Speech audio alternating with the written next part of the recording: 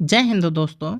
आज के इस वीडियो क्लास में हम पढ़ने वाले हैं जीके एंड जीएस के 20 महत्वपूर्ण प्रश्नों को जो एग्ज़ाम में बार बार पूछे जाते हैं और आपके आने वाले एग्ज़ाम्स के लिए काफ़ी महत्वपूर्ण होने वाले हैं। तो दोस्तों वीडियो को अंत तक ज़रूर देखिएगा। आइए शुरू करते हैं आज की इस वीडियो क्लास को। क्वेश्चन नंबर 1, जब भारत 15 अगस्त 1947 को अपनी पहली आज़ादी का जश्न मनाया था तब महात्मा गांधी कहाँ पर थे? तो इसका सही जवाब हो जाएगा ऑप्शन डी, कोलकाता में। अगला प्रश्न है यहाँ पर, भारतीय राष्ट्रीय कांग्रेस के सबसे अधिक समय तक रहने वाले अध्यक्ष कौन थे? तो इसका सही जवाब हो जाएगा ऑप्शन सी, अबुल कलाम आज़ाद।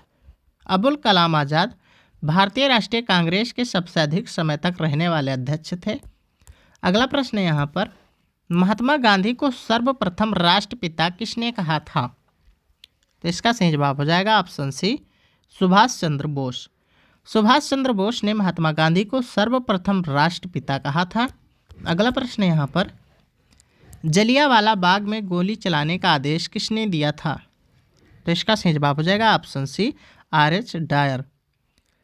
अगला प्रश्न यहाँ पर, निम्नलिखित आंदोलनों में से किसमें महात्मा गांधी ने भूख हड़ताल को एक हथियार के रूप में पहली बार प्रयोग किया था? तो भूख हड़ताल का पहली बार प्रयोग किया था 1918 के अहमदाबाद मिल मजदूर हड़ताल में।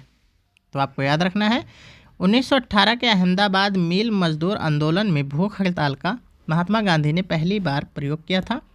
अगला प्रश्न है यहाँ पर, 20 सितंबर 1932 को यरवदा जेल में महात्मा गांधी ने आमरण अनशन किसके विरोध में किया था?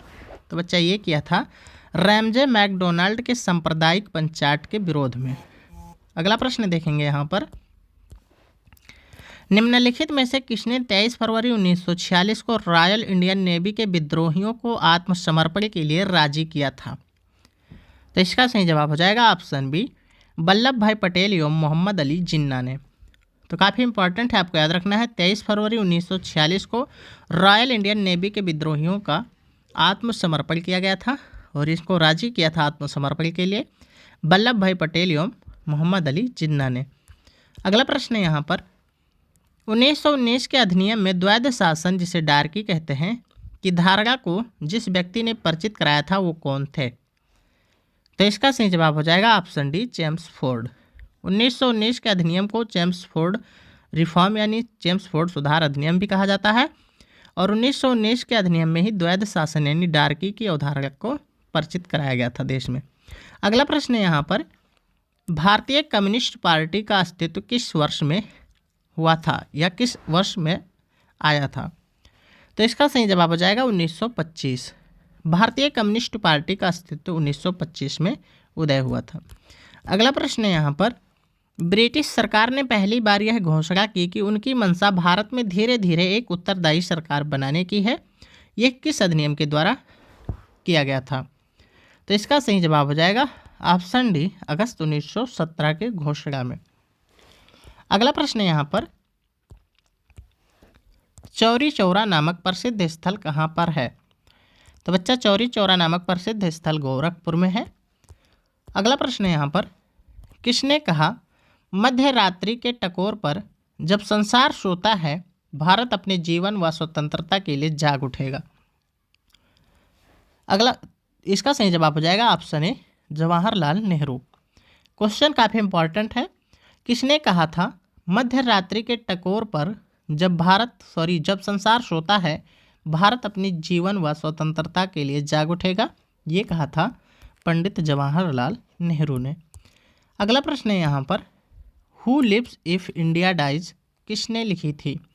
प्रसिद्ध पुस्तक है, बार बार एग्जाम में पूछी जाती है, who lives if India dies. तो इसके लेखक थे Pandit Jawaharlal Nehru. Who lives if India dies पुस्तक के लेखक हैं जवाहरलाल नेहरू। अगला प्रश्न है यहाँ पर, जब भारत में क्रिप्स मिशन आया उस समय भारत का वायसराय कौन था? इम्पॉर्टेंट प्रश्न है, जब भारत में क्रिप्स मिशन आया था उस समय भारत का वायसराय कौन था? तो इसका सही जवाब हो जाएगा लॉर्ड लिनलिथगो। इम्पॉर्टेंट है बच्चा, लॉर्ड लिनलिथगो। अगला प्रश्न है यहाँ पर, गांधी जी भारतीय राष्ट्रीय कांग्रेस के अध्यक्ष कितनी बार बने थे? तो बच्चा ये केवल एक बार बने थे। और आपको कमेंट में बताना है कि गांधी जी ने कांग्रेस के किस अधिवेशन की अध्यक्षता की थी। मात्र एक बार कांग्रेस अधिवेशन की अध्यक्षता की थी और यह अधिवेशन कहाँ पर आयोजित हुआ था, आपको कमेंट करके बताना है। अगला प्रश्न यहाँ पर, इंकलाब जिंदाबाद का नारा किसने दिया था? इंकलाब जिंदाबाद का नारा किसने दिया था? तो ये दिया था सरदार भगत सिंह ने। अगला प्रश्न है यहाँ पर, निम्नलिखित में से कौन भारत छोड़ो आंदोलन में शामिल नहीं था? तो बच्चा ये थे doctor B R Ambedkar. Doctor B R Ambedkar भारत छोड़ो आंदोलन में शामिल नहीं हुए थे। अगला प्रश्न है यहाँ पर, भारत की आज़ादी के समय कांग्रेस के अध्यक्ष कौन थे? तो इसका सही जवाब हो जाएगा option B, J B Kripalani. भारत की आज़ादी के समय भारतीय कांग्रेस के अध्यक्ष थे जी बी कृपलानी। अगला प्रश्न है यहाँ पर, भारत एवं पाकिस्तान के बीच सीमांकन किसने किया था? भारत और पाकिस्तान के बीच सीमांकन किया था सर सिरिल रेडक्लिफ। और इसीलिए भारत पाकिस्तान की जो बाउंड्री है, इंटरनेशनल बाउंड्री है, अंतर्राष्ट्रीय सीमा, उसका नाम है रेडक्लिफ। अगला प्रश्न है यहाँ पर, महात्मा गांधी ने हिंद स्वराज की रचना की थी जब वे कहाँ थे? यानी जब हिंद स्वराज की गांधी जी ने रचना की थी तो आपको बताना है वो कहाँ पर थे। तो इसका सही जवाब हो जाएगा, वो जहाज़ से इंग्लैंड से दक्षिण अफ्रीका की यात्रा कर रहे थे, उस दौरान उन्होंने हिंद स्वराज नामक पुस्तक की रचना की थी। काफ़ी इंपॉर्टेंट क्वेश्चन है, बार बार एग्जाम में पूछा जाता है। तो दोस्तों आई होप ये वीडियो क्लास आप सभी को पसंद आए। यदि पसंद आए तो प्लीज़ वीडियो को लाइक, शेयर और चैनल को सब्सक्राइब जरूर कर लीजिएगा। तो मिलते हैं नेक्स्ट वीडियो में, तब तक के लिए थैंक यू सो मच।